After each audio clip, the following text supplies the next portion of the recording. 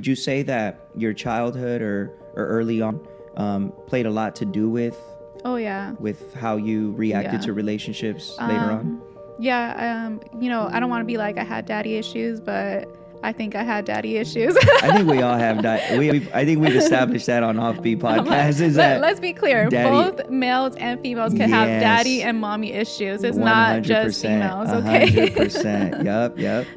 Yeah. So I had an ex-boyfriend when I was about 21, 22. Okay. Very toxic. I accepted a lot of his behavior.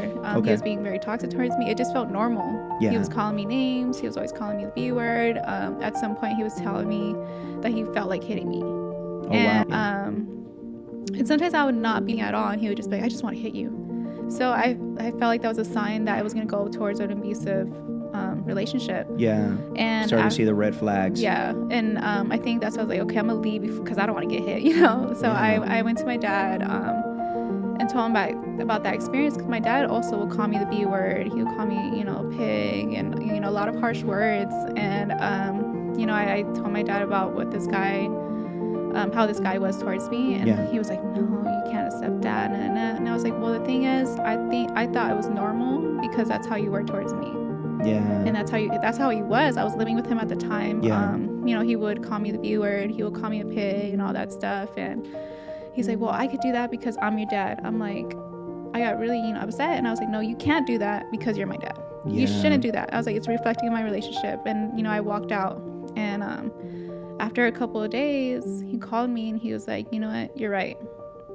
And he apologized and he's like, come over and let's talk in person. Yeah. And, he shared, he comes from a very traumatic childhood. Yeah. He was jumped into a gang. Like, he has a very gangster mentality. Yeah. And he had a lot of experiences through that. Yeah. So he told me all the stories, everything he knew, from I can't say too much, but just even going to jail for reasons why he went to jail, and the fear he had in him, why he was so defensive and all that stuff. So him saying sorry and telling me the reasons why he was like that allowed me to understand why he was like that and towards us, and not to take it personal. Yeah. So that was the start of us building our relationship all over again. So